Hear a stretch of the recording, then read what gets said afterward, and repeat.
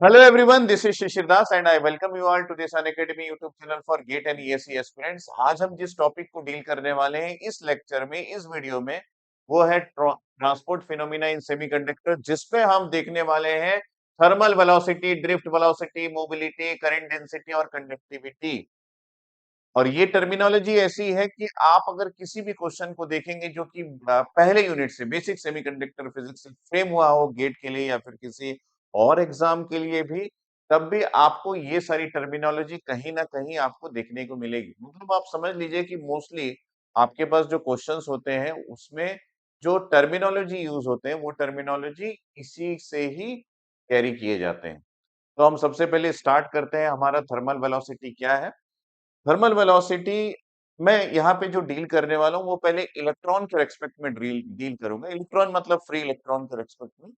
और हम ये जान चुके हैं कि सेमीकंडक्टर में हमारे पास एक और चार्ज कैरियर्स होता है जो कि एक पॉजिटिव चार्ज होता है, उसके बारे में भी हम डील करेंगे। ठीक है, लेकिन सबसे पहले इलेक्ट्रॉन के रेस्पेक्ट में मैं चीजों को आपको क्लियर करवाता हूं ताकि आपको कोई भी डाउट ना रहे इलेक्ट्रॉन के रेस्पेक्ट में चीजें कैसे हो रही है या फिर कैसे एग्जिस्ट करता है, किस चीज एग्जिस्ट करता है, करंट, करंट डेंसिटी, यही सब बातें। ठीक है, तो हम सबसे पहले यहाँ पे ये पहला टॉपिक लेते हैं, डेट इज थर्मल वेलोसिटी। ठीक है, ध्यान से सुनते रहिएगा, नोट्स बनाते रहिएगा, और अगर आपको कोई डाउट है तो आप कमेंट सेक्शन में लिख भी सकते हैं और I will definitely clear your doubt जब भी मैं आपके कमेंट को देखूंगा कि आपने सही में जेन्युइनली पढ़ के डाउट पूछा है ना।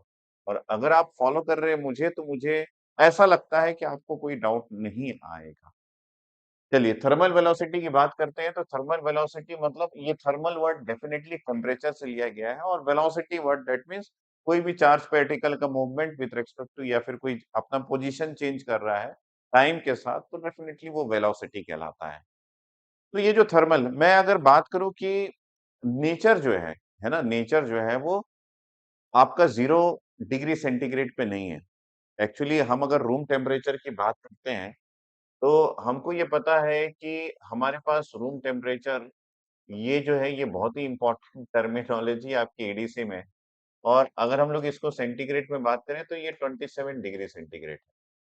और यही रूम टेम्परेचर जब हम केल्विन में लिखते हैं तो हमको यहाँ पे ये जो 27 है इसमें 273 का एडिशन करना पड़ता है, और अल्टीमेटली जो मेरे पास आंसर आता है वो 300 केल्विन। आपने इसके पहले भी मेरा जो लेक्चर देखा होगा उसमें मैंने 300 केल्विन में मोस्टली आपको सारा चीज दिखाया है। लेकिन एक और टेम्परेचर है जो हमारे कंसिडरेशन में हमेशा रहता है, जिसको मैंने लास्ट क्लास में भी आपको बताया है, डेट इज 0 केल्विन। और ये जो 0 केल्विन है, इस पर्टिकुलर टेम्परेचर पे हमारे पास जितने भी एटम्स हैं वो नेचुरली जो है वो न्यूट्रल होते हैं। मैंने आपको ऑलरेडी बताया है कि अगर हमारे पास कोई एटम है तो उसमें number of electrons and number of protons दोनों बराबर होते हैं। मान लीजिए suppose we have a atom और इसके काफी सारे ऑर्बिट्स हैं, डिपेंड्स अपन कि इसमें एटॉमिक नंबर कितना है, और इसका न्यूक्लियस जो है वो पॉजिटिव चार्ज है। लेकिन जितना न्यूक्लियस पॉजिटिव चार्ज है उस उतने ही बराबर के इलेक्ट्रॉन्स भी इसके पास होते हैं जो कि नेगेटिवली चार्ज होता है। अल्टीमेटली हमारा पॉजिटिव और नेगेटिव मिलके ये जो है ये आपका न्यूट्रल हो जाता है। ठीक है, तो ये जो इलेक्ट्रॉन्स है, इन इलेक्ट्रॉन्स की कहानी ऐसी है कि अगर इन इलेक्ट्रॉन्स को एक्सटर्नली आप कोई टेम्परेचर प्रोवाइड कर देते हैं तो ये अपने ऑर्बिट, क्योंकि एनर्जी गेन करते हैं, और आपको ये बिल्कुल बोर एटॉमिक मॉडल से आपने 12th में पढ़ा होगा, उससे ये पता होगा कि हर एक ऑर्बिट का, अगर हम लोग फर्स्ट ऑर्बिट की बात कर रहे हैं तो उसका एक पर्टिकुलर एनर्जी है, सेकंड ऑर्बिट का एक पर्टिकुलर एनर्जी है। अगर आप टेम्परेचर प्रोवाइड करते हैं, और मैंने आपको प्रीवियस लेक्चर में ये भी बताया है कि this temperature has some energy, जो कि बोल्ट्जमैन कांस्टेंट के मल्टीप्लिकेशन से आप कन्वर्ट कर सकते हैं। तो इसका मतलब है whenever we are providing temperature, actually we are providing energy. और इस एनर्जी को यूज करके ये जो इलेक्ट्रॉन है जो किसी ऑर्बिट में रिवॉल्व कर रहा है, तो इस इलेक्ट्रॉन की एनर्जी जो है वो एक कांस्टेंट वैल्यू है। लेकिन अगर आप टेम्परेचर प्रोवाइड करते हैं जो कि अल्टीमेटली एक एनर्जी है, थर्मल एनर्जी, तो ये जो इलेक्ट्रॉन है ये अपने ऑर्बिट पे नहीं रहता, it will come out like this and it will retain remain somewhere here. तो इसका मतलब है ये अपने ऑर्बिट को छोड़ के बाहर आ गया। अब आपसे ये पूछा जाए कि सर ये ऑर्बिट को क्यों छोड़ा? क्योंकि इसको एनर्जी मिली। किस फॉर्म ऑफ एनर्जी? इसको एक्चुअली थर्मल एनर्जी मिली। तो ये जो थर्मल एनर्जी है, इस थर्मल एनर्जी को यूज़ करके इसने इसको काइनेटिक एनर्जी में कन्वर्ट कर लिया और ये जो काइनेटिक एनर्जी को ही हम एक्चुअली इसके वेलोसिटी में कन्वर्ट करेंगे, मतलब वेलोसिटी या फिर काइनेटिक एनर्जी। क्योंकि अब अगर हम काइनेटिक एनर्जी की बात करें तो kinetic energy is nothing but half mv square, ये आपका फॉर्मूला होता है। Where v is the velocity, m is the mass and half is length. It is having some value. तो यहाँ पे v जो है वो वेलोसिटी है, m मास है, हाफ है हाफ। तो इसका मतलब है कि इस पर्टिकुलर इलेक्ट्रॉन ने एक काइनेटिक एनर्जी गेन किया। मेरी स्टोरी को समझिए। इस पर्टिकुलर इलेक्ट्रॉन ने एक काइनेटिक एनर्जी को गेन किया जो कि न्यूट्रल था, है ना? ये जो एटम है, this is nothing but an atom जो कि एक्चुअली में न्यूट्रल था। कब न्यूट्रल था? एटम इज न्यूट्रल, न्यूट्रल था एट न्यूट्रल एट 0 केल्विन। ये पहला पॉइंट है कि 0 केल्विन में एटम न्यूट्रल था। जब आप उसमें टेम्परेचर प्रोवाइड किया, सेकंड पॉइंट, तो उसको एक एनर्जी मिली। That energy is nothing but thermal energy. तो इसने गेन किया एक थर्मल एनर्जी और इस थर्मल एनर्जी को यूज करके ये जो इलेक्ट्रॉन है ये उसको काइनेटिक एनर्जी में कन्वर्ट करता है। काइनेटिक एनर्जी में कन्वर्ट करता है तो definitely it will acquire some velocity और ये जो वेलोसिटी एक्वायर कर रहा है that is nothing but thermal velocity. ये जो वेलोसिटी एक्वायर कर रहा है ये एक थर्मल वेलोसिटी है। अब हम इस पर्टिकुलर एटम की बात करें क्योंकि इसमें इलेक्ट्रॉन की कमी हो गई है। एक इलेक्ट्रॉन इसको इस एटम को छोड़ के बाहर आ गया है। एटम पहले न्यूट्रल था, अब ये एटम क्या न्यूट्रल रहेगा? नहीं। ये पूरा एटम जो है क्योंकि ये न्यूट्रल था बिकॉज़ इसमें नंबर ऑफ इलेक्ट्रॉन्स और होल्स बराबर थे। ये पूरा एटम जो है ये एक पॉजिटिवली चार्ज आयन बन गया है। This will become a positively charged, ये एक पॉजिटिवली चार्ज्ड आयन बन गया है। ठीक है? तो अगर हम सिंगल एटम की इस तरीके से बात करें तो हमको ये समझ में आया कि नेचर में जितनी भी चीजें जैसे ये पेन है, ये बोर्ड है या कोई भी आपके पास मेटल है, तो नेचुरली जो 0 केल्विन में होते हैं वो न्यूट्रल होते हैं। लेकिन अगर आप रूम टेम्परेचर में उसको प्लेस कर देंगे जैसे अभी ये जो है ये रूम टेम्परेचर में है। आपके घर में कोई भी मेटल है वो रूम टेम्परेचर में है। तो रूम टेम्परेचर में अगर आप मटेरियल को प्लेस करते हैं तो मटेरियल एक्वायर कर लेता है एक एनर्जी और जब वो एनर्जी एक्वायर कर लेता है तो उसपे जो एटम्स है वो एटम्स आयोन्स बन जाते हैं और इलेक्ट्रॉन्स उससे सेपरेट हो जाता है। ठीक है? ये फंडामेंटल आपको क्लियर हो गया होगा। मतलब सर आप ये बोलना चाहते हैं कि 300 केल्विन में आपके एटम्स विल बिकम आयन? या atoms will will become ion will become ion at we can say at which temperature? At 300 kelvin. 300 kelvin में एटम्स जो है वो आयन बन जाते हैं। और अगर आप किसी सेमीकंडक्टर की बात करें या फिर किसी मेटल की बात करें, तो उसमें एक एटम तो होता नहीं है, उसमें काफ़ी सारे एटम्स होते हैं। तो अगर हम लोग किसी एक सेमीकंडक्टर की बात करें सपोज़ दिस, तो और इस सेमीकंडक्टर को हम temperature is equal to 300 kelvin में प्लेस कर दें, जो कि नेचुरली ये होता ही है क्योंकि यही रूम टेम्परेचर है। तो यहाँ पे आपको मिलेगा इस तरीके का पॉजिटिव चार्ज और इलेक्ट्रॉन। इस तरीके का पॉजिटिव चार्ज और इसके साथ इलेक्ट्रॉन्स, इस तरीके का पॉजिटिव चार्ज और इसके साथ इलेक्ट्रॉन्स, इस तरीके का पॉजिटिव चार्ज और इसके साथ इलेक्ट्रॉन्स। तो ये जो पॉजिटिव चार्ज है ये एक्चुअली है क्या? This is nothing but the ion जो कि इलेक्ट्रॉन को इससे बाहर निकालने के बाद एक एटम ने एक्वायर कर लिया है और ये जो है ये आपका हो जाएगा दिस इज फ्री इलेक्ट्रॉन। ये क्या हो जाएगा? This is nothing but A free electron. ठीक है? तो ये फ्री इलेक्ट्रॉन जो है क्योंकि इसने एक काइनेटिक एनर्जी अटेन कर लिया है, तो ये रैंडमली किसी भी डायरेक्शन में मूव कर रहा है। Suppose it is moving in this direction, this is moving in this direction, ये इस डायरेक्शन में मूव कर रहा है। कोई कहीं भी मूव कर रहा है बिकॉज़ आपने इसको कोई डायरेक्शन नहीं दिया है। हम जब इसमें कोई एक्सटर्नल वोल्टेज लगाएँगे तो इस इलेक्ट्रॉन को डायरेक्शन मिलता है, otherwise it is not having any direction. अगर इसके पास कोई भी डायरेक्शन नहीं है और ये इसने एक वेलोसिटी एक्वायर कर लिया है जो कि थर्मल वेलोसिटी है, ऐसे कितने पर्टिकुलर इलेक्ट्रॉन एक यूनिट वॉल्यूम में हो सकते हैं? तो लगभग हम यहाँ पे बात करें कि 10 टू द पावर ऑफ 23 आपके पास फ्री इलेक्ट्रॉन्स होते हैं पर यूनिट वॉल्यूम में, पर सेंटीमीटर क्यूब में। और ये किसकी बात कर रहा हूँ? ये मैं किसी मेटल की बात कर रहा हूँ अभी के लिए। ये मैं किसी मेटल की बात कर रहा हूँ। 300 केल्विन में। सर सेमीकंडक्टर की बात कीजिए तो सेमीकंडक्टर की बात करें, मैंने आपको ऑलरेडी बताया है प्रीवियस क्लास में कि एक सेमीकंडक्टर मान लीजिए आप सिलिकॉन की बात कर रहे हैं। सिलिकॉन की बात कर रहे हैं तो सिलिकॉन में यही वैल्यू जो है वो होती है आपके पास 10 to the power 10। 1.5 into 10 to the power 10 याद है आपको? 10 to the power 10 free electrons आपको मिल जाएगा पर सेंटीमीटर क्यूब में, पर सेंटीमीटर क्यूब में। ये सेमीकंडक्टर की बात है। यही बात हम जर्मेनियम के लिए करें कि जर्मेनियम में इस फ्री इलेक्ट्रॉन का कंसंट्रेशन कितना होगा। तो आपको मैंने ऑलरेडी प्रीवियस क्लास में बता दिया है कि जर्मेनियम सेमीकंडक्टर के लिए आपके पास यही फ्री इलेक्ट्रॉन्स होगा 2.5 इंटू 10 टू द पावर 13। मैं यहाँ पे उसकी वैल्यू लिखता हूँ, suppose 10 to the power 13 free electrons per centimetre cube, ये आपकी वैल्यू हो गई, है ना?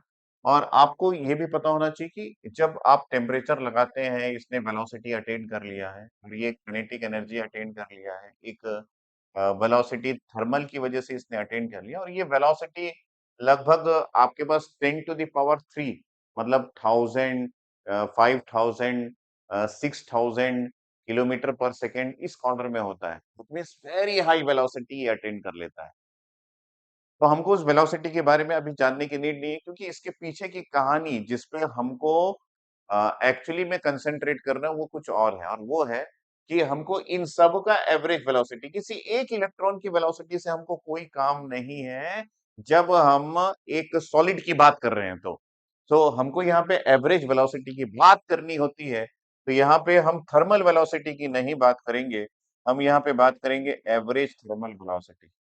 एवरेज थर्मल थर्मल वेलोसिटी की बात करने वाले हैं और एवरेज थर्मल वेलोसिटी मतलब ऑन एन होल आपके पास जितने भी इलेक्ट्रॉन्स एक पर्टिकुलर वॉल्यूम में है, जैसे यहाँ पे 10 to the power 23 electrons metal में है, 10 टू द पावर 10 इलेक्ट्रॉन्स आपके पास फ्री इलेक्ट्रॉन्स आपके पास सिलिकॉन के सेमीकंडक्टर में 10 to the power 13 free electrons per centimetre cube आपके पास जर्मेनियम में है, तो उनका एवरेज थर्मल वेलोसिटी सभी इलेक्ट्रॉन्स का कितना होगा? इंडिविजुअल थर्मल वेलोसिटी की बात करें तो ये 10 to the power 3 kilometre per second के ऑर्डर में होता है जो कि बहुत ही हाई है।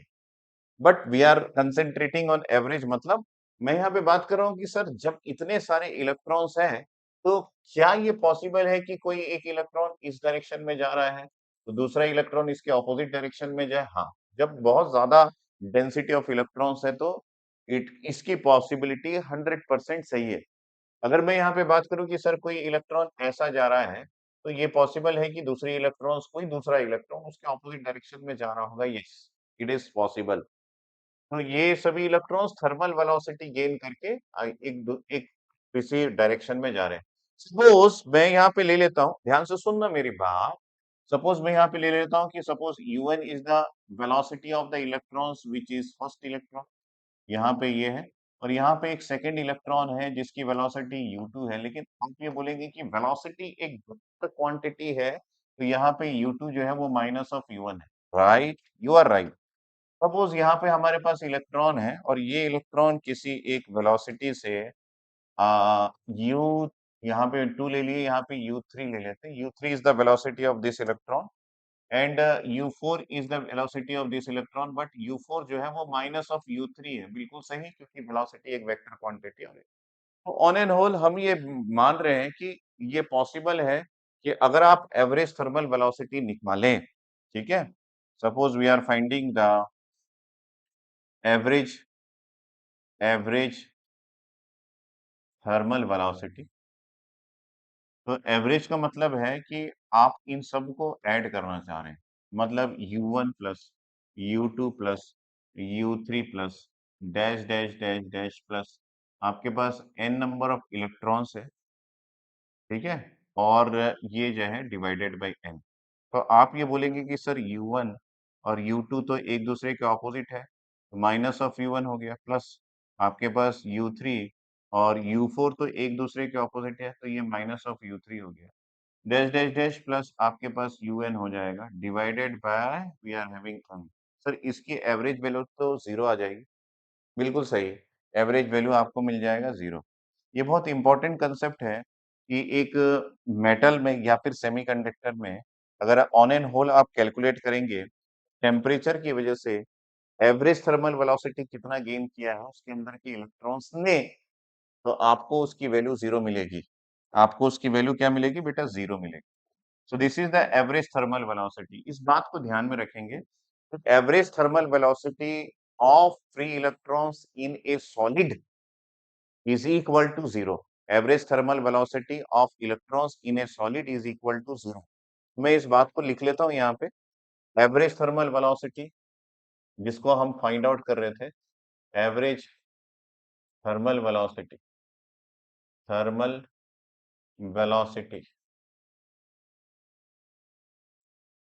Velocity of free electrons, free electrons in a solid at room temperature, at room temperature is equal to is equal to आपको मिल गया zero. There is no velocity. अब हमको यहाँ पे क्या फाइंड आउट करना है? हमको यहाँ पे एक नई वेलोसिटी को फाइंड आउट करना है और उस वेलोसिटी का नाम है ड्रिफ्ट वेलोसिटी। सर ये ड्रिफ्ट वेलोसिटी क्या है? अभी आप देखिए कि आपने इस सेमीकंडक्टर में और इस पर्टिकुलर टॉपिक में ये भी है कि अगर इलेक्ट्रॉन्स, आपको ये पता है कि इलेक्ट्रॉन्स, काफी सारे इलेक्ट्रॉन्स, मान लीजिए ऐसे इलेक्ट्रॉन्स और ये किसी एक डायरेक्शन में मूव कर रहे हैं, है ना, यूनिक डायरेक्शन में मूव कर रहे हैं, और जितने भी इलेक्ट्रॉन्स एक पर्टिकुलर डायरेक्शन में मूव कर रहे हैं, तो वो जो इलेक्ट्रॉन्स है किसी एक क्रॉस सेक्शनल एरिया को कितने टाइम में क्रॉस कर रहे हैं, उस पे डिपेंड करता है कि आपका मैग्नीट्यूड ऑफ करंट क्या है। मेरा यह कंसेप्ट ये है कि इलेक्ट्रॉन्स का डायरेक्शन यूनी डायरेक्शन होना चाहिए, मतलब एक ही डायरेक्शन। अगर इलेक्ट्रॉन्स रैंडम डायरेक्शन में मूव कर रहे हैं, तो in that case we have no current. तो यहाँ पे आप देखिए कि इलेक्ट्रॉन्स जो है वो रैंडम डायरेक्शन में मूव कर रहे हैं। इट मे बी पॉसिबल कि कोई इलेक्ट्रॉन्स इधर जा रहा है तो कोई उधर जा रहा है, बिकॉज ऑफ टेम्परेचर। तो यहाँ पे जब हम करंट की बात करेंगे कि हमारे पास करंट की वैल्यू क्या मिलेगी, that will be equal to zero. लेकिन अगर हम ये कोशिश करके ये सफल हो जाए कि सारे इलेक्ट्रॉन्स जो है वो किसी एक ही डायरेक्शन में मूव कर रहे हैं, अगर सारे इलेक्ट्रॉन किसी एक ही डायरेक्शन में मूव कर रहे हैं, तो डेफिनेटली वहां पे जो करंट की वैल्यू है वो एक नॉन जीरो वैल्यू आपको मिल सकती है। लेकिन इलेक्ट्रॉन्स को जो कि रैंडमली मूव कर रहे हैं बिकॉज ऑफ टेम्परेचर, इसको हम एक सिंगल डायरेक्शन में मूव कैसे करवा सकते हैं? What is the procedure? तो आपको ये पता होगा कि वो प्रोसीजर है कि आप उस सेमीकंडक्टर में या फिर उस पर्टिकुलर मेटल में या फिर उस पर्टिकुलर सॉलिड में एक एक्सटर्नल इलेक्ट्रिक फील्ड लगा दें। जैसे कि एक्सटर्नल इलेक्ट्रिक फील्ड लगाने के लिए आपको बैटरी का एक सोर्स वहां पे लगाना पड़ेगा। That is to be like this. ये मैंने एक बैटरी का सोर्स लगा दिया। यहाँ पे एक वोल्टेज है जो मैंने लगाई, यहाँ पॉजिटिव है, नेगेटिव। अब आपके पास यहाँ पे एक पोटेंशियल डिफरेंस क्रिएट हो गया, और ये जो पोटेंशियल डिफरेंस है definitely it will create an electric field. आपको ये पता होगा कि इलेक्ट्रिक फील्ड हमेशा पॉजिटिव चार्ज से, ये आपने 12th फिजिक्स में पढ़ा होगा, स्टार्ट होता है और ये नेगेटिव चार्ज में जाके एंड होता है। It is the starting point.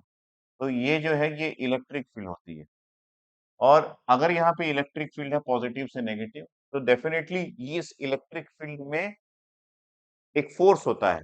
That force is nothing but represented by F is equal to, जो कि एक इलेक्ट्रॉन एक्वायर करता है ना। तो ये फोर्स का फॉर्मूला होता है माइनस क्यू इंटू आपका जो इलेक्ट्रिक फील्ड है वो। यहाँ पे ये जो मैंने यहाँ पे ड्रॉ किया, this is nothing but represented by E, और ये एक इलेक्ट्रिक फील्ड का डायरेक्शन है that is started from the positive and negative, because आपने वोल्टेज लगाया यहाँ पे पॉजिटिव, यहाँ पे नेगेटिव। तो ये जो आपके पास सॉलिड है जिसके अंदर आपके पास पॉजिटिव आयोन्स के साथ फ्री इलेक्ट्रॉन्स है, पॉजिटिव आयोन्स के साथ आपके पास फ्री इलेक्ट्रॉन्स है, पॉजिटिव आयोन्स के साथ आपके पास फ्री इलेक्ट्रॉन्स है, बिकॉज ऑफ रूम टेम्परेचर, ये आपका कंडीशन है। अब आपके पास एटम जो है वो न्यूट्रल नहीं है, एटम आयोनाइज हो गया है, तो ये जो है ये आपके पास आयोन्स है और यहाँ पे आपके पास फ्री इलेक्ट्रॉन्स है। तो जब आप एक इलेक्ट्रिक फील्ड अप्लाई करते हैं, तो इलेक्ट्रॉन्स ये जो है ये इलेक्ट्रॉन्स का चार्ज है, ये इलेक्ट्रॉन्स एक फोर्स एक्वायर करता है ना? और ये जो इलेक्ट्रिक फील्ड और ये जो फोर्स है, इन दोनों का डायरेक्शन ऑपोजिट होता है। This is the formula of force that is acquired by the electron when it is present in the presence of electric field. तो जिस भी डायरेक्शन में आपके पास इलेक्ट्रिक फील्ड होगा, ये नेगेटिव साइन यही बताने की कोशिश कर रहा है कि आपके पास force and electric field both are in opposite direction, both are in opposite direction.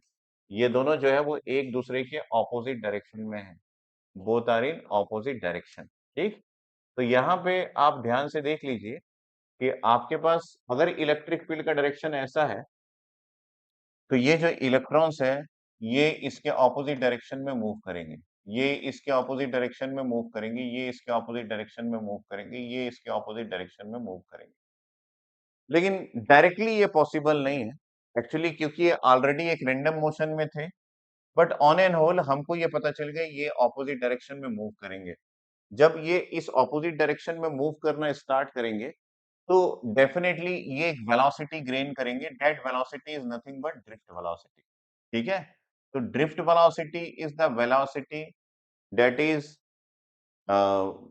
gained by an electron which is present in a electric field, है ना? कोई इलेक्ट्रॉन अगर इलेक्ट्रिक फील्ड के प्रेजेंस में है, तो जो वेलोसिटी वो इलेक्ट्रॉन एक्वायर करता है, जैसे टेम्परेचर में है तो वो थर्मल वेलोसिटी एक्वायर करता है, और अगर वही चीज अगर कोई इलेक्ट्रॉन किसी इलेक्ट्रिक फील्ड में प्रेजेंट है, तो उसकी जो वेलोसिटी अब वो एक्वायर करेगा, that velocity is nothing but drift velocity. ठीक है? तो यहाँ पे अब जो इलेक्ट्रॉन्स है उसको एक ड्रिफ्ट वेलोसिटी मिलेगा, और उस ड्रिफ्ट वेलोसिटी को यूज करके ये जो इलेक्ट्रॉन्स है ये अपना मूवमेंट स्टार्ट करेगा। तो we come to know that what is drift velocity. तो यहाँ पे हम लिखते हैं कि हमारे पास ड्रिफ्ट वेलोसिटी का भी फॉर्मूला आएगा, लेकिन उसके पहले ड्रिफ्ट वेलोसिटी को हम लोगों ने समझ लिया कि drift velocity is the velocity that is acquired by the electron.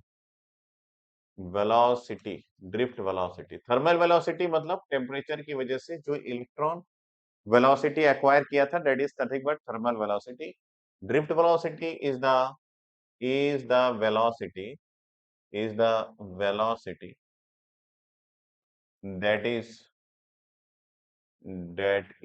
acquired by the electron when it is it is under the influence of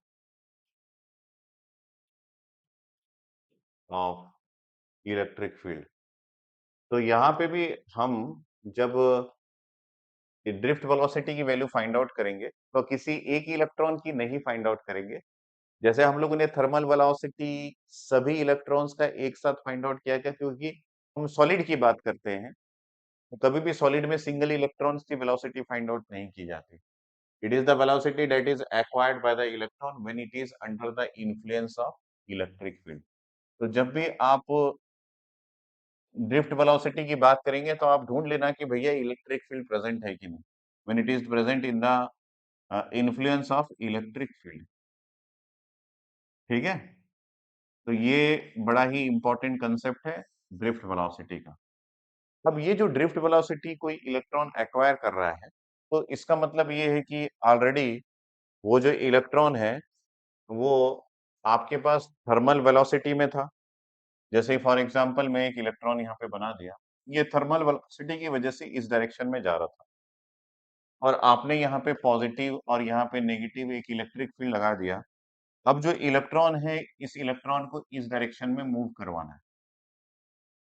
तो ये जो है, जो इलेक्ट्रॉन इधर जा रहा था, क्योंकि फोर्स इसमें लगा, जैसे कि हम बड़े स्पीड से किसी एक डायरेक्शन में जा रहे हैं, हमारी स्पीड हाई है, सडनली हमको साइड में से कोई कॉल करेगा, तो हम डायरेक्टली उस तरह डायरेक्शन में मूव थोड़ी कर जाएंगे कि सर मैं यहाँ पे जा रहा था, अचानक किसी ने बुलाया तो मैं स्ट्रेट फॉरवर्ड उस डायरेक्शन में, I will take the path gradually, मैं उस डायरेक्शन में जाने की कोशिश करूँगा।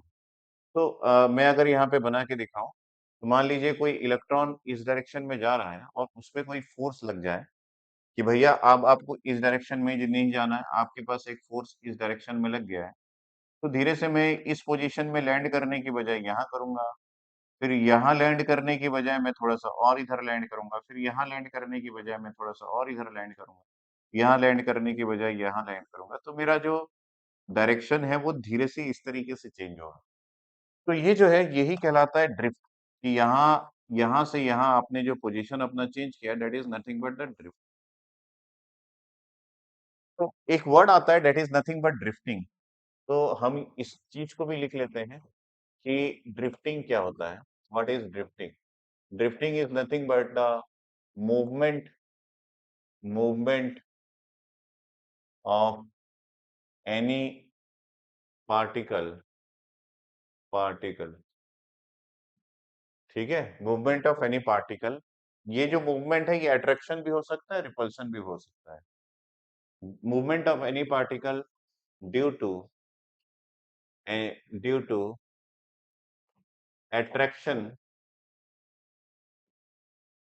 और रिपल्शन फोर्स।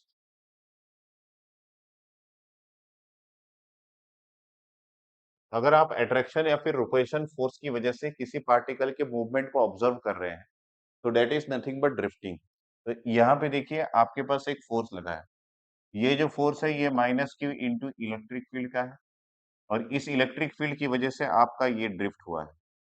तो यहाँ पे एक इलेक्ट्रॉन था, और ये जो आपका डायरेक्शन है this is nothing but the thermal velocity की वजह से आपको इनिशियली ये डायरेक्शन आपको मिला था। वेलोसिटी की वजह से इनिशियली आप इस डायरेक्शन में जा रहे थे। मैं इलेक्ट्रॉन की बात कर रहा हूँ। लेकिन क्योंकि एक फोर्स लग गया, तो ये इलेक्ट्रॉन यहाँ लैंड करने की बजाय यहाँ किया, यहाँ लैंड करने की बजाय यहाँ किया, यहाँ लैंड करने की बजाय ये इधर आया, यहाँ लैंड करने की बजाय ये इस पोजीशन पे आया। तो यहाँ पे एक ड्रिफ्टिंग हो गया, और सभी इलेक्ट्रॉन जितने भी इलेक्ट्रॉन्स हैं, जैसे यहाँ पे आपके पास पॉजिटिव आयोन्स है, और मान लीजिए एक और इलेक्ट्रॉन आपके पास है, सपोज दिस इलेक्ट्रॉन, ये मान लीजिए किसी एक डायरेक्शन में यहाँ जा रहा था। अचानक से आपने इसमें एक इलेक्ट्रिक फील्ड लगाया तो फोर्स लगा, तो it will move somewhere here like this. ठीक है? तो ये आपका कंडीशन है। यहाँ पे आपके पास इस इलेक्ट्रॉन के लिए भी आपके पास एक पॉजिटिव आयन है। ठीक है? अब कोई इलेक्ट्रॉन यहाँ पे था, वो इस डायरेक्शन में जा रहा था मान लीजिए, बिकॉज़ ऑफ थर्मल वेलोसिटी। अब आपने उसमें फोर्स लगाया तो ये इस डायरेक्शन में मूवमेंट करना स्टार्ट कर दिया। ठीक है? तो हर एक इलेक्ट्रॉन पे ड्रिफ्टिंग हुआ, और आप इस ड्रिफ्टिंग को कुछ इस तरीके से विजुअलाइज़ कर सकते हैं। ये आपका ड्रिफ्ट हुआ, ये आपका इधर से इधर ड्रिफ्ट हुआ, ये आपका इधर से इधर ड्रिफ्ट हुआ। This is all nothing but the drift. ये सभी कुछ ड्रिफ्ट है, ये सभी कुछ ड्रिफ्ट है, ये सभी कुछ आपका ड्रिफ्ट है। लेकिन ये जो ड्रिफ्ट हुआ, तो ये पॉसिबल है कि जैसे ये ड्रिफ्ट हुआ, ये पॉसिबल है कि ये इस पर्टिकुलर आयन को स्ट्राइक करेगा, या फिर कोलाइड करेगा, या फिर टकरा जाएगा।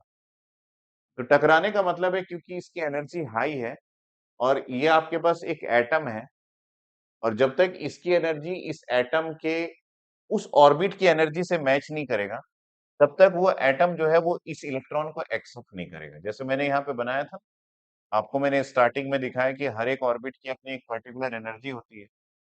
मान लीजिए इस पर्टिकुलर ऑर्बिट की एनर्जी, मैं मैग्नीट्यूड की बात कर रहा हूँ। मान लीजिए 2 इलेक्ट्रॉन वोल्ट इस पर्टिकुलर ऑर्बिट की एनर्जी है। आपका ये जो इलेक्ट्रॉन है, इसके पास एनर्जी 3 इलेक्ट्रॉन वोल्ट है। तो ये जो है, जब ये इलेक्ट्रॉन इसके पास आएगा कि भाई मुझे एक्सेप्ट कर लो, तो ये इसलिए एक्सेप्ट नहीं करेगा क्योंकि इसकी एनर्जी इस ऑर्बिट की एनर्जी से ज़्यादा है। इस कंडीशन में हम ये बोलेंगे कि भाई ये इलेक्ट्रॉन इस पर्टिकुलर आयन को कोलाइड करेगा, टकराएगा, और फिर से अपना पोजीशन चेंज करके दूसरी ओर भागेगा। जैसे हम बड़ी तेजी से किसी और जा रहे हैं, सपोज कोई स्टैटिक पोजीशन में कोई पिलर है, और मैं उससे टकरा गया, तो डेफिनेटली मेरा डायरेक्शन ऑफ मूवमेंट फिर से चेंज हो जाता है। सेम उसी तरीके से ये जो आयन है, जिसको हम लोगों ने पॉजिटिवली चार्ज आयन लिखा है, ये एक्चुअली मूव नहीं कर पाता, ये इमोबाइल है। Ion never moves. आयन कब मूव कर सकता है? जब आप टेम्परेचर की वैल्यू को बहुत ज्यादा बढ़ा दोगे, तो उसकी मेल्टिंग पॉइंट तक बढ़ा दिए, तो आपका सॉलिड जो है वो लिक्विड बन जाएगा। जब वो लिक्विड बन जाएगा तो ये तभी पॉसिबल है जब उसके अंदर के आयोन्स एक दूसरे से इंटरएटॉमिक डिस्टेंस बढ़ाएंगे। ठीक है, अनटिल अनलेस आपका आयोन्स अपने पोजीशन में ही रहता है या फिर आयन इमोबाइल होता है। आप इस बात को ध्यान में रखना, क्योंकि आप एक सॉलिड की बात कर रहे हैं और आपके ईडीसी में किसी भी सॉलिड की टेम्परेचर को हम मेल्टिंग पॉइंट तक नहीं ले जाते। अगर हम लोग सिलिकॉन की बात करें तो सिलिकॉन का मेल्टिंग पॉइंट या फिर मेल्टिंग टेम्परेचर 1414 डिग्री सेंटीग्रेड। तो हम सिलिकॉन को कभी भी उस टेम्परेचर में हीट नहीं करेंगे। हम मैक्सिमम 27 डिग्री सेंटीग्रेड पे ही बात करेंगे, जो कि रूम टेम्परेचर है, जो कि 1414 डिग्री सेंटीग्रेड से बहुत ज्यादा कम है। इसका मतलब है कि हमारे केसेस में ये जो आयोन्स है ये कभी मूव नहीं करेंगे। ठीक है, छोटी छोटी बातें आप समझते रहिए ताकि आपको इससे रिलेटेड कोई भी टेंशन ना हो। ठीक है, तो यहाँ पे हमारे पास जो आयोन्स है ये एक्चुअली में मूव नहीं करते। तो ये जो आयोन्स है, इस आयोन से आपका इलेक्ट्रॉन जो यहाँ पे है ये कोलाइड कर गया, इसकी एनर्जी हाई थी, तो ये अपना डायरेक्शन चेंज कर दिया, लेकिन ये इसी डायरेक्शन में ही मूव करने की कोशिश करेंगे। तो यहाँ पे आपका इलेक्ट्रॉन पहले इधर आया, कोलाइड किया, फिर ये इस डायरेक्शन में मूव किया, इधर कोलाइड किया, फिर ये इधर कोलाइड किया, समझ लीजिए। Suppose this is moving in the direction, again it is colliding like this. तो इस तरीके से हम ये सोचते हैं कि इलेक्ट्रॉन्स जो है वो बड़े आराम से इस तरीके से मूव कर रहा है जैसे मैंने इस डायग्राम में बनाया है, लेकिन ऐसा मूवमेंट एक्चुअली में प्रैक्टिकली होता नहीं है। प्रैक्टिकली मूवमेंट ऐसा होता है कि इलेक्ट्रॉन इधर पे है, वो इधर गया, इससे टकराया, फिर वो अपना डायरेक्शन चेंज किया, इधर इससे टकराया, फिर वो अपना डायरेक्शन चेंज किया, इधर इससे टकराया, फिर वो अपना डायरेक्शन चेंज किया, इधर इससे टकराया, अल्टीमेटली ये पॉजिटिव के पास पहुंचता है। इस तरीके का मूवमेंट प्रैक्टिकली पॉसिबल होता है। इसी वजह से हम क्या करते हैं, जब हम सेमीकंडक्टर की बात करते हैं तो हम सिंगल क्रिस्टल की बात करते हैं। सिंगल क्रिस्टल की खास बात ये होती है ना, ध्यान से सुनना, उसमें ये जो आयोन्स है ये किसी भी रैंडम पोजीशन पे नहीं होते, ये एकदम सिस्टमैटिक होता है ताकि कोई इलेक्ट्रॉन बहुत ज्यादा कोलाइड ना करे। जैसे यहाँ पे है, जैसे क्लास में सीटिंग अरेंजमेंट होती है ना, या फिर कहीं किसी आप बस में चले जाए तो सीटिंग अरेंजमेंट ऐसा होता है कि कोई किसी से ना टकराए, या फिर किसी एरोप्लेन में आप चढ़ जाएंगे तो उसकी सीटिंग अरेंजमेंट ऐसी होती है कि कोई किसी से ना टकराए, एकदम डिसिप्लिन वे में। तो ये जो है ये आपका सिंगल क्रिस्टल सिलिकॉन में एटम्स का अरेंजमेंट ऐसा होता है। लेकिन अगर आप सिंगल क्रिस्टल ना ले, पॉली क्रिस्टल ले, तो यहाँ पे एटम्स का अरेंजमेंट इस तरीके का रैंडम होता है, मतलब कोई भी एटम कहीं पे भी है, कोई भी एटम अगर कहीं पे भी अरेंज्ड है, तो इस तरीके का जो अरेंजमेंट है किसी सॉलिड में, ये होता है आपके पास पॉली क्रिस्टल में। पॉली क्रिस्टल, पॉली क्रिस्टल में इस तरीके का अरेंजमेंट होता है। लेकिन अगर आप सिंगल क्रिस्टल में लेंगे तो सिंगल क्रिस्टल में एटम्स का अरेंजमेंट एकदम डिसिप्लिन ऑर्डर में होता है। This is nothing but a single crystal silicon. तो मैक्सिमम क्वेश्चन में आपको ये लिखा भी रहेगा, इन ए सिंगल क्रिस्टल सिलिकॉन। तो सिंगल क्रिस्टल सिलिकॉन मतलब एटम्स का अरेंजमेंट डिसिप्लिन ऑर्डर में। पॉली क्रिस्टल सिलिकॉन मतलब एटम्स का अरेंजमेंट रैंडम है। और इससे भी खतरनाक रैंडम अरेंजमेंट जो है वो एक और सेमीकंडक्टर या फिर एक और सॉलिड में होता है, जिसको हम एमरफस सॉलिड बोलते हैं। तो उस एमरफस सॉलिड का हम डिस्कशन नहीं कर रहे हैं, पॉलीक्रिस्टल सिंगल क्रिस्टल में हमारा डिस्कशन अभी का बेस है। तो अभी हम एक रैंडमली एक डायग्राम डायग्राम ले लिए और उसमें ये समझने की कोशिश कर रहे हैं कि ये जो ड्रिफ्ट वेलोसिटी होता है वो किस तरीके से एग्जीक्यूट होता है। हमको ये लगता है कि ड्रिफ्ट वेलोसिटी इस येलो कलर के लाइन की तरह एग्जीक्यूट होता है, लेकिन एक्चुअली में ड्रिफ्ट वेलोसिटी इस पिंक कलर के लाइन की तरह एग्जीक्यूट होता है। तो जब भी कोई इलेक्ट्रॉन जो है वो किसी एक एटम के बाद दूसरे एटम से टकराता है, तो वो जो टाइम पीरियड है यहाँ से यहाँ तक, ये जो टाइम पीरियड है इसको हम लोग रिलैक्सेशन टाइम बोलते हैं। मैं फिर से रिपीट कर रहा हूँ, जब भी कोई इलेक्ट्रॉन सक्सेसिवली एक के बाद दूसरे आयन से टकराता है, जैसे ये एक आयन से टकराया है इसने, फिर थोड़ा आ गया है ये दूसरे आयन से टकराया, तो सक्सेसिवली ये दो आयन से टकरा रहा है, तो इन दोनों के बीच में ये किसी और से नहीं टकरा रहा है। तो ये जो आपका डिस्टेंस है, इस डिस्टेंस को ट्रेवल करने के लिए इलेक्ट्रॉन को जितना टाइम लगा है, उस टाइम को हम रिलैक्सेशन टाइम के नाम से जानते हैं। तो यहाँ पे हम एक नए कंसेप्ट को डील करने वाले हैं और वो कंसेप्ट ये है कि आपके पास कोई सॉलिड है और उस सॉलिड में मान लेते हैं अभी हमारे पास 2 ही आयोन्स है। एक पॉजिटिव आयन इधर है और एक पॉजिटिव आयन इधर है। आपने यहाँ पे एक इलेक्ट्रिक फील्ड लगाया और कोई एक इलेक्ट्रॉन यहाँ से उठा और ये इस डायरेक्शन में मूव किया और ये डेफिनिटली इस डायरेक्शन में मूव किया इस तरीके से। इनिशियली उसके पास जो थर्मल वेलोसिटी था वो इस डायरेक्शन में था। इलेक्ट्रिक फील्ड लगने के बाद थोड़ा-सा ये ड्रिफ्ट हुआ और इस डायरेक्शन में मूव किया। तो ये सक्सेसिवली 2 पर्टिकुलर आयन से कोलाइड कर रहा है। तो ये जो 2 पर्टिकुलर आयन से जो ये कोलाइड कर रहा है, इस कोलिजन एक कोलिजन और दूसरे कोलिजन के बीच का जो ये टाइम है, इस टाइम को हम रिप्रेजेंट करते हैं टॉ से और टॉ जो है वो आपका कहलाता है this is known age relaxation time. ये कहलाता है आपका this is known age relaxation this is known age relaxation time. ये आपका कहलाता है रिलैक्सेशन टाइम। ठीक है? और ये जो है यहाँ से यहाँ तक का ये जो डिस्टेंस है, ये डिस्टेंस आपका कहलाता है जिसको हम डी से रिप्रेजेंट कर रहे हैं। ये डिस्टेंस डी जो है ये कहलाता है आपका फ्री पाथ। ये कहलाता है फ्री पाथ। तो हमने अभी-अभी ये डिस्कशन किया है कि हम किसी भी सॉलिड में किसी एक इलेक्ट्रॉन की बात नहीं करते। तो अगर हम लोग यही बात किसी सॉलिड में कर रहे हैं, तो सॉलिड में है ना? सॉलिड में कर रहे हैं तो हम सारे इलेक्ट्रॉन्स की एक बार में बात करेंगे। तो यहाँ पे आपके पास मीन रिलैक्सेशन टाइम का कांसेप्ट आएगा। मतलब सारे इलेक्ट्रॉन्स का एक साथ मीन रिलैक्सेशन या फिर एवरेज रिलैक्सेशन टाइम का कांसेप्ट आएगा। और यहाँ पे आपके पास मीन फ्री पाथ का भी कांसेप्ट आएगा। That is mean free path, mean free path. ठीक है? तो मैंने यहाँ पे 2 चीजें आपको बताया कि relaxation time it is the time between 2 successive collision. है ना? 2 सक्सेसिव एक के बाद एक कोलिशन के बीच में जो आपका टाइम है दैट इज नथिंग बट आपका रिलैक्सेशन टाइम। और एक के बाद दूसरे सक्सेसिव कोलिशन, एक हुआ और दूसरा हुआ, उनके बीच का जो डिस्टेंस है that distance is nothing but free path. तो अगर हम लोग किसी सॉलिड में बात करें तो we have so many electrons, तो वहां पे हम मीन रिलैक्सेशन टाइम और मीन फ्री पाथ की बात करेंगे। चलिए ये कंसेप्ट तो आपका क्लियर हो गया। अब हम किसमें आ रहे हैं? ड्रिफ्टिंग। और यहाँ पे आपके पास हो जाता है ड्रिफ्ट वेलोसिटी का कंसेप्ट। तो ड्रिफ्ट वेलोसिटी का मतलब है कि किसी एक इलेक्ट्रॉन की बात कर रहे हैं तब ड्रिफ्ट वेलोसिटी है और सारे इलेक्ट्रॉन्स की बात कर रहे हैं तो हमारे पास है मीन ड्रिफ्ट वेलोसिटी या फिर एवरेज ड्रिफ्ट वेलोसिटी। चलिए किसी एक इलेक्ट्रॉन की बात करें तो हम यहाँ पे वेलोसिटी का काइनेमेटिक्स का 12th क्लास का वो फॉर्मूला ले लेते हैं जिसको हम बड़े आसानी से याद कर लेते हैं that is u plus at। ये हमारा फॉर्मूला होता है। u is the initial velocity, a is the acceleration and t is the time period, जितने टाइम पीरियड के लिए ये एक्सेलरेशन उसमें लगाया गया था। यहाँ पे हमको ये पता है कि सिंस हमको एक फोर्स लग रहा है और फोर्स जो है वो मास इनटू एक्सेलरेशन का मल्टीप्लिकेशन होता है। यहाँ पे मास m जो है वो मास है, mass is the mass of the electron. और ये जो है ये फोर्स किसकी वजह से लगा है?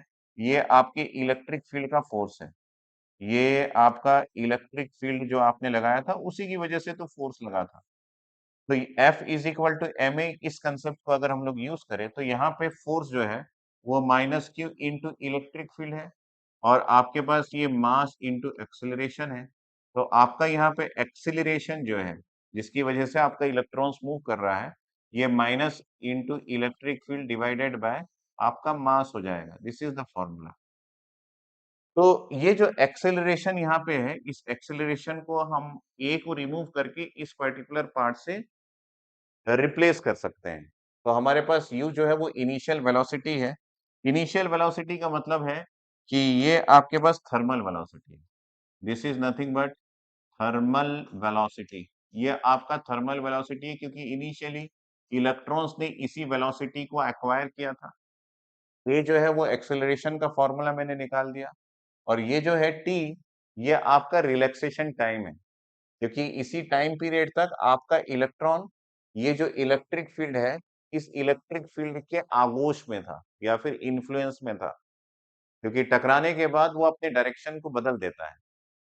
ठीक है? तो आई विल से कि यहाँ पे ये जो आपका t है, this t is nothing but tau, and tau is the relaxation relaxation time. ये हम लोग किसी एक इलेक्ट्रॉन की बात कर रहे हैं। ये हम लोग किसकी बात कर रहे हैं? किसी एक इलेक्ट्रॉन की बात कर रहे हैं। ठीक है? तो आई होप कि आपको ये समझ में आया होगा।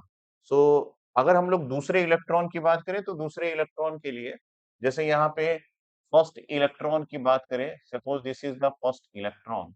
तो फर्स्ट इलेक्ट्रॉन की बात करें यहाँ पे, क्योंकि काफी सारे इलेक्ट्रॉन हैं, तो वहां पे अगर आप ड्रिफ्ट वेलोसिटी फर्स्ट इलेक्ट्रॉन की बात करें, तो उसका initial velocity of first electron plus आपके पास एक्सेलरेशन जो कि आपके पास minus Q into electric field divided by mass, और आपका रिलैक्सेशन टाइम फर्स्ट इलेक्ट्रॉन के लिए। तो सभी इलेक्ट्रॉन का रिलैक्सेशन टाइम अलग अलग हो सकता है, क्योंकि सभी इलेक्ट्रॉन किसी पर्टिकुलर आयोन से कोलाइड करेंगे, कोई पहले टकराएगा, कोई बाद में टकराएगा। अगर हम दूसरे इलेक्ट्रॉन की ड्रिफ्ट वेलोसिटी की बात करें, तो वो हो जाएगा आपके पास U2 माइनस, ये आपका ब्रैकेट के अंदर है, तो यहाँ पे plus minus Q into electric field, तो एक ही रखा है सारे इलेक्ट्रॉन पे, और ये मास, और यहाँ पे आपके पास रिलैक्सेशन टाइम ऑफ T2। अगर हम तीसरे इलेक्ट्रॉन्स की बात करें Bd3, ये हो जाएगा आपके पास प्लस U3 प्लस आपके पास minus Q into electric field divided by mass, और इसके साथ आपके पास टाउ 3। अगर हम n की बात करें कि हमारे पास drift velocity of nth electron क्या होगा, तो ये un प्लस आपके पास minus Q into electric field divided by mass, और इसके साथ आपके पास यहाँ पे टाउ 4 हो जाएगा। तो ये हम लोग इंडिविजुअल इलेक्ट्रॉन्स की बात कर रहे हैं।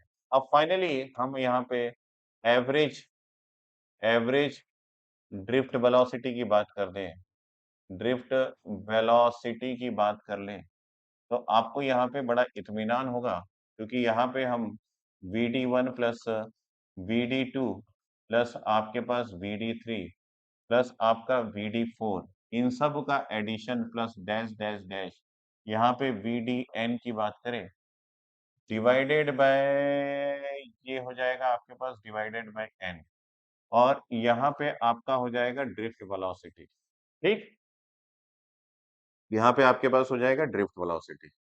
तो ये जो ड्रिफ्ट वेलोसिटी है Vd, ये आपके पास हो जाएगा Vd1, मतलब ये आपके पास U1 प्लस आपके पास माइनस एक्सेलरेशन, सॉरी, एक्सेलरेशन को हम लोगों ने कन्वर्ट कर लिया था, दैट इज इलेक्ट्रिक फील्ड, और ये आपके पास मल्टीप्लाइड बाई टाउ, और ये Q, और ये आपका M।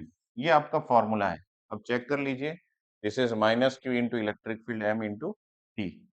ठीक है, ये पहले वाले के लिए।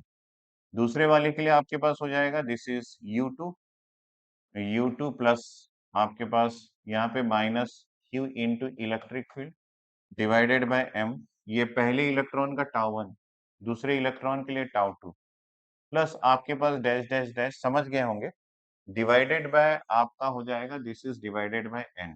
ये आपका फॉर्मूला हो गया। तो इस कंडीशन में हम अगर एवरेज ड्रिफ्ट वेलोसिटी की बात करें, तो आपका Vd जो है, ये आपका हो जाएगा U1 प्लस U2 प्लस आपके पास U3 plus dash dash dash UN divided by आपका n हो जाएगा, minus of Q into electric field divided by mass, और इसके साथ हो जाएगा आपके पास tau 1 plus tau 2 plus tau 3 plus dash dash dash, this is tau n divided by आपका n हो जाएगा। This is the formula. ठीक, तो हम अगर यहाँ पे ड्रिफ्ट वेलोसिटी की बात कर रहे हैं, तो ये जो वैल्यू है this is equal to 0 minus हमारे पास Q into electric field divided by mass, और इसके साथ एवरेज रिलैक्सेशन टाइम, जिसको हम टाउ से रिप्रेजेंट कर रहे हैं। तो अल्टीमेटली हमारे पास ड्रिफ्ट वेलोसिटी का फॉर्मूला आ गया, this is minus Q into electric field divided by mass, और यहाँ पे टाउ। एक इम्पोर्टेंट पॉइंट यहाँ पे आपको नोटिस करना है कि ये जो मास है, ये आपका ओरिजिनल मास नहीं है। ये ओरिजिनल मास का मतलब है रेस्ट मास ऑफ इलेक्ट्रॉन नहीं है। अगर हम लोग रेस्ट मास ऑफ इलेक्ट्रॉन की बात करें, तो आपका जो रेस्ट मास ऑफ इलेक्ट्रॉन है, रेस्ट मास मतलब एक आइसोलेटेड इलेक्ट्रॉन का mass, rest mass of electron कहलाता है। That is equal to 9.1 into 10 to the power of -31 kg। ये एक आइसोलेटेड इलेक्ट्रॉन या फिर रेस्ट इलेक्ट्रॉन का मास है। लेकिन जब इलेक्ट्रॉन आपके किसी सॉलिड के अंदर है और उसमें आपने कोई फोर्स लगा के रखा हुआ है, जैसे कि हम लोगों ने एक इलेक्ट्रिक फील्ड लगा के रखा हुआ है और उसके साथ-साथ वो मूव भी कर रहा है, तो उस कंडीशन में आप उसके रेस्ट मास को यूज़ नहीं कर सकते, जिसको हम 9.1 इंटू 10 to the power -31 से यूज़ किए। फॉर एग्ज़ाम्पल आप रोलर कोस्टर में बैठे होंगे, आप जब ऊपर से नीचे आते हैं तो आपको ये लगता है कि आप हल्के हो गए हैं। उसी प्रकार अगर मैं ऐसा बोलूँ कि आप किसी वेट बॉक्स में अपना वेट जो है वो मेज़र कर रहे हैं और आप अकेले हैं, आइसोलेटेड हैं, रेस्ट पोज़ीशन में हैं। आपने अपने मास को कैलकुलेट किया, तो मान लीजिए आपका जो वेट है, यहाँ पे वेट पे मैं इस कांसेप्ट को डील कर रहा हूँ। एक एनालॉजी है जो मैं समझा रहा हूँ। आपका वेट 50 केजी आया है, लेकिन अगर कोई फ़ोर्स आपके ऊपर लगा हुआ है, कोई आपका दोस्त है, कोई बंदा है जो एक फ़ोर्स आपके ऊपर लगा के रखा हुआ है, तो आपका वेट जो है वो उस फ़ोर्स की वजह से आपका मान लीजिए 10 केजी और बढ़ गया, तो यहाँ पे आपका वेट जो है वो 60 केजी हो जाएगा। This will be 60 KG. इसका मतलब है किसी फोर्स के इन्फ्लुएंस में हमारा मास कभी भी रेस्ट मास वाला नहीं आता। किसी फोर्स के इन्फ्लुएंस में हमको हमेशा एक अलग तरीके का मास मिलता है और उस मास को हम एक्चुअली किस नाम से जानते हैं? इफेक्टिव मास। तो यहाँ पे क्योंकि हम लोगों ने एक सॉलिड में सारे इलेक्ट्रॉन्स को कंसीडर करके एक ड्रिफ्ट वेलोसिटी का फॉर्मूला फाइंड आउट किया है। तो ये जो है ये आपका इफेक्टिव मास है। तो यहाँ पे हम लिखेंगे एम एस्ट्रिक जो लिखा हो गया है, दिस इज इफेक्टिव मास और इसको आपको टेंशन लेने की जरूरत नहीं कि सर इफेक्टिव मास की वैल्यू कितनी होती है। इफेक्टिव मास अलग-अलग सॉलिड में अलग-अलग होती है और कितने फोर्स में वो अवेलेबल है उसके अनुसार वो चेंज होता है। तो कभी भी आपको इफेक्टिव मास की वैल्यू कोई ऐड करने की जरूरत नहीं है। किसी क्वेश्चन में होगा तो इफेक्टिव मास उस पर्टिकुलर सॉलिड जिस भी कंडीशन में है, उस कंडीशन में उसकी इफेक्टिव मास आपको दी गई होगी। ठीक है? यहाँ पे टाउ जो है वो आपका एवरेज रिलैक्सेशन टाइम है। This is nothing but average relaxation time. ये आपका एवरेज रिलैक्सेशन टाइम, ठीक है? ये दूसरी बात। तीसरी बात, आपके पास यहाँ पे ई जो है, जो आपने एप्लाइड इलेक्ट्रिक फील्ड है, उसकी वैल्यू है। This is nothing but applied electric field. ये आपका एप्लाइड इलेक्ट्रिक फील्ड है, एप्लाइड इलेक्ट्रिक फील्ड। और चौथी बात, आपके पास यहाँ पे टाउ जो है दैट इज नथिंग बट ये तो मैंने लिख दिया है ना क्यू क्यू क्यू। ये जो क्यू है दिस इज नथिंग बट आपके पास चार्ज ऑफ इलेक्ट्रॉन है। This is charge of electron और ये जो चार्ज ऑफ इलेक्ट्रॉन है ये -1.6 इंटू 10 to the power, यहाँ पे नेगेटिव साइन क्योंकि इलेक्ट्रॉन है वो आपको पता है। यहाँ पे 1.6 into 10 to the power of -19 coulomb ये आपका चार्ज होता है। ठीक है? तो अल्टीमेटली हम लोगों ने average drift velocity find out कर लिया है और हमेशा हमको एवरेज ड्रिफ्ट वेलोसिटी ऐसा नहीं दिखा रहेगा, ड्रिफ्ट वेलोसिटी लिखा रहेगा। आपको ये समझना है कि सॉलिड में सभी इलेक्ट्रॉन को कंसीडर करके एक ड्रिफ्ट वेलोसिटी को फाइंड आउट करके हमको बता दिया गया। ठीक है? अब ये जो ड्रिफ्ट वेलोसिटी है, इसको यूज़ करके आप मोबिलिटी फाइंड आउट कर सकते हैं क्योंकि ऑलरेडी हमको ये पता है कि हम अगर फर्स्ट स्लाइड में जाएँ, तो थर्मल वेलोसिटी हमने कवर कर लिया। हमने कवर कर लिया ड्रिफ्ट वेलोसिटी, अब चले आते हैं मोबिलिटी। ये जो मोबिलिटी जो टर्म है, ये टर्म रिलेटेड है कि आप जैसे मैं यहाँ पे खड़ा हूँ और मेरे आस-पास कोई भी नहीं है, तो मेरे पास स्पेस ज़्यादा है मेरे फ्रीडम का, मतलब मैं किसी भी डायरेक्शन में मूव कर सकता हूँ, तो मेरी मोबिलिटी ज़्यादा रहेगी। मान लीजिए मैं मुंबई की लोकल ट्रेन में चढ़ गया, तो उस कंडीशन में आपको ये पता है कि उसमें बहुत ज़्यादा भीड़ होती है, वहाँ पे क्राउड बहुत ज़्यादा होता है। और मेरे पास ये जो फ्रीडम ऑफ स्पेस जो आस-पास खुला जगह है, ये खत्म हो जाएगा और मेरी मोबिलिटी वहाँ पे हैम्पर हो जाएगी, मेरी मोबिलिटी रिड्यूस हो जाएगी। तो ये मोबिलिटी को अगर हम लोग सिंपल भाषा में समझे तो मोबिलिटी किसी भी चार्ज पार्टिकल से रिलेटेड होता है, जैसे इलेक्ट्रॉन्स। अगर इलेक्ट्रॉन्स के पास फ्रीडम ऑफ स्पेस ज़्यादा है, उसके आस-पास ज़्यादा इलेक्ट्रॉन्स, ज़्यादा चार्जेस नहीं है, तो उसकी मोबिलिटी ज़्यादा होगी। अगर कोई इलेक्ट्रॉन है और वो वहाँ पे इलेक्ट्रॉन्स की डेंसिटी ज़्यादा है या फिर वहाँ पे आयोन्स की डेंसिटी ज़्यादा है या फिर आस-पास उसके पास बहुत सारे चार्ज अवेलेबल है, तो उस कंडीशन में उसकी मोबिलिटी रिड्यूस हो जाएगी। ठीक है? तो ये एक्चुअली मोबिलिटी एक टर्म है जिसको हम इस तरीके से समझ सकते हैं कि किसी भी इलेक्ट्रॉन के पास फ्रीडम ऑफ स्पेस कितना है। ठीक है? तो अगर हम लोग यहाँ पे मोबिलिटी की बात करें तो एक्चुअली में हम जिस मोबिलिटी को समझना चाह रहे हैं, वो मोबिलिटी है कि हमारे पास स्पेस का फ्रीडम कितना है। तो यहाँ पे मैं अपने वर्ड में लिखता हूँ, this is nothing but freedom of space, है ना? स्पेस। और ये जो मोबिलिटी है, ये जब डिफाइन होता है तो इसकी डेफिनेशन कुछ इस प्रकार से होती है। Mobility is nothing but drift velocity per unit applied electric field.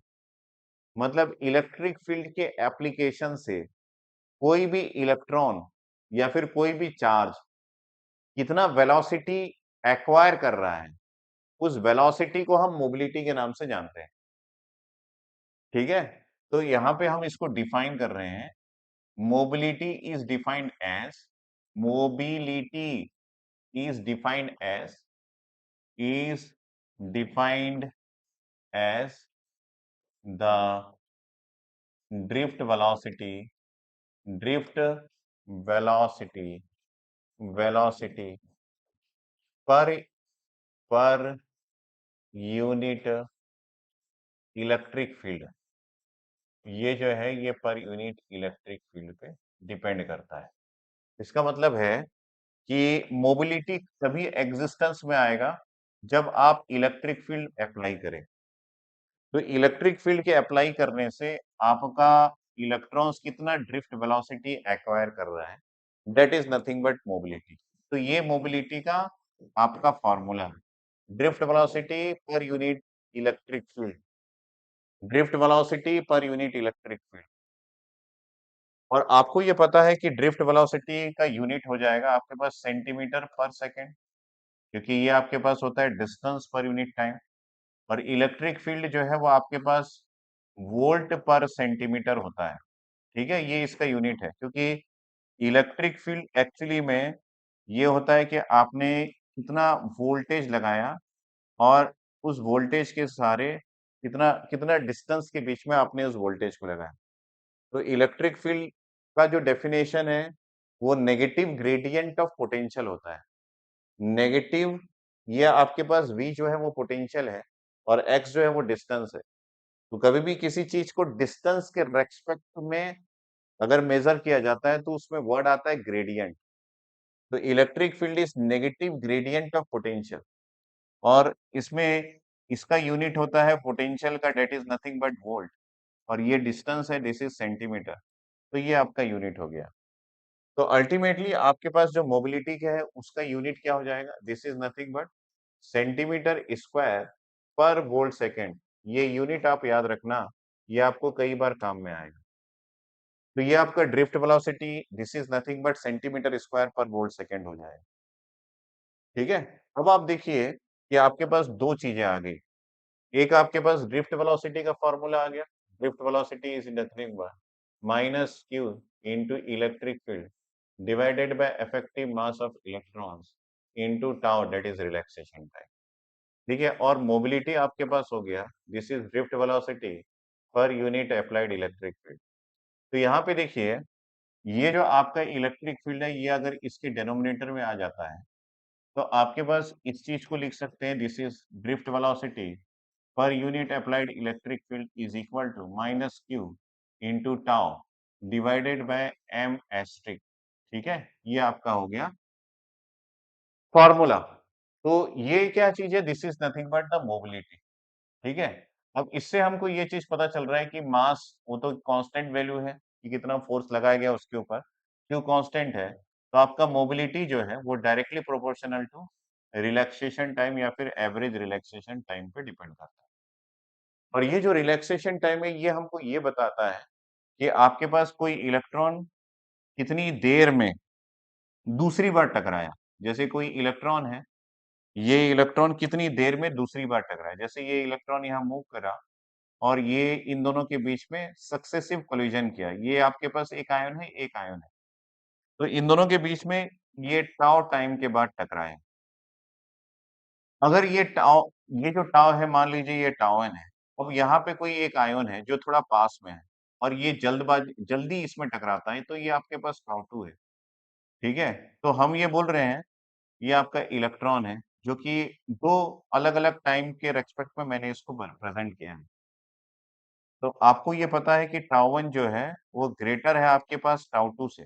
मतलब इलेक्ट्रॉन अगर बहुत जल्दी जल्दी मतलब टाइमलेस है, बहुत जल्दी किसी दूसरे इलेक्ट्रॉन से टकराता है, तो ये टाउ की वैल्यू रिड्यूस हो जाती है और ये मोबिलिटी की वैल्यू भी रिड्यूस हो जाती है। इसका मतलब है अगर फ्रीडम ऑफ स्पेस कम हो, तो आपका रिलैक्सेशन टाइम रिड्यूस हो जाता है और आपकी मोबिलिटी भी रिड्यूस हो जाती है। इसलिए मैंने स्टार्टिंग में ही आपको बोला कि मोबिलिटी जो है वो फ्रीडम ऑफ स्पेस है। ठीक है? तो आपको समझ में आया कि मोबिलिटी जो है वो रिलैक्सेशन टाइम पे डिपेंड करता है। मोबिलिटी का डेफिनेशन है drift velocity per unit applied electric field और मोबिलिटी जो है वो रिलैक्सेशन टाइम पे डिपेंड करता है। अगर किसी सेमीकंडक्टर में डेंसिटी ऑफ एटम्स या फिर डेंसिटी ऑफ इलेक्ट्रॉन्स जिससे भी इलेक्ट्रॉन्स कोलाइड कर सके वो अगर ज्यादा है तो रिलैक्सेशन टाइम रिड्यूस हो जाएगा, मोबिलिटी रिड्यूस हो जाएगा। तो मोबिलिटी को बढ़ाने के लिए ये बहुत जरूरी है कि आपका जो रिलैक्सेशन टाइम है वो ज्यादा हो और रिलैक्सेशन टाइम ज्यादा करने के लिए जरूरी है कि फ्रीडम ऑफ स्पेस ज्यादा होना चाहिए। ठीक है? तो ये आपका ड्रिफ्ट वेलोसिटी और मोबिलिटी है। ये आपका इफेक्टिव मास है। इलेक्ट्रॉन्स के लिए कई बार ये नोटेशन MN* से रिप्रेजेंट किया जाता है। क्योंकि अभी हमारे पास फोर्स भी एक चार्ज पार्टिकल आएगा, जहां पे हम फोर्स के लिए MP* यूज करेंगे। तो ये कंसेप्ट है आपका किस-किस चीज का? यहाँ पे 16 स्लाइड्स मैंने आपके लिए बना दिया है। ये यहाँ तक हम लोगों ने समझ लिया है कि थर्मल वेलोसिटी क्या है, ड्रिफ्ट वेलोसिटी क्या है, मोबिलिटी क्या है।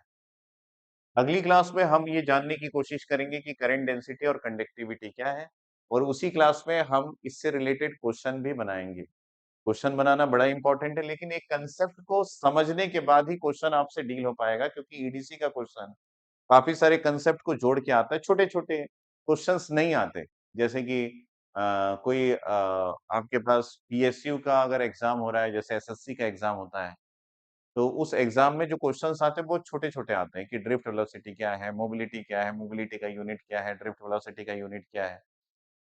लेकिन आपके गेट के एग्जाम में उस तरीके के छोटे क्वेश्चंस नहीं आते। तो मैं आपको कंफ्यूज नहीं करना चाहता इजी-इजी क्वेश्चन दिखा के। जो क्वेश्चंस मैं आपको दिखाऊंगा that questions have some remarkable thought process और उसमें आपका क्वेश्चन सॉल्विंग स्किल गेट के थ्रू डेवलप होगा, ऐसे क्वेश्चन हम डील करेंगे। ठीक है? So I will meet you in the next class जिसमें हम करंट डेंसिटी और कंडक्टिविटी के बारे में बात करेंगे।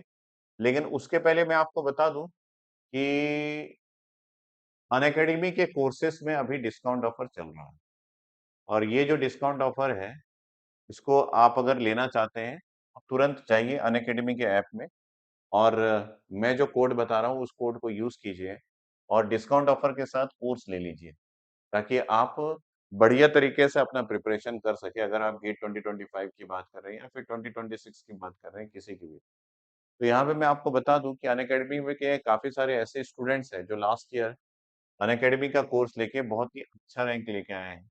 यहाँ पे देख सकते हैं आप AR1 जो ऑल इंडिया रैंक 1 है, ऐसे 7 स्टूडेंट्स हैं जो अलग-अलग ब्रांचेस में AIR1 लेके आए हैं। इसके अलावा मैं बात करूँ कि अभी हम 55% ऑफ दे रहे हैं अनअकैडमी के कोर्सेस में। 1 मंथ का एक्सटेंशन भी आपको मिल रहा है। तो अक्टूबर 30 तक वैलिड है, इसको आप जल्दी से एनरोल कर लीजिए। क्रैश कोर्स आप ज्वाइन कर सकते हैं इलेक्ट्रिकल का और इलेक्ट्रॉनिक्स का जो कि 25 अक्टूबर से स्टार्ट हो चुका है अनअकैडमी ऐप में। 5499 में आपको 3+1 मंथ का गेट 2025 का कोर्स मिल जाएगा।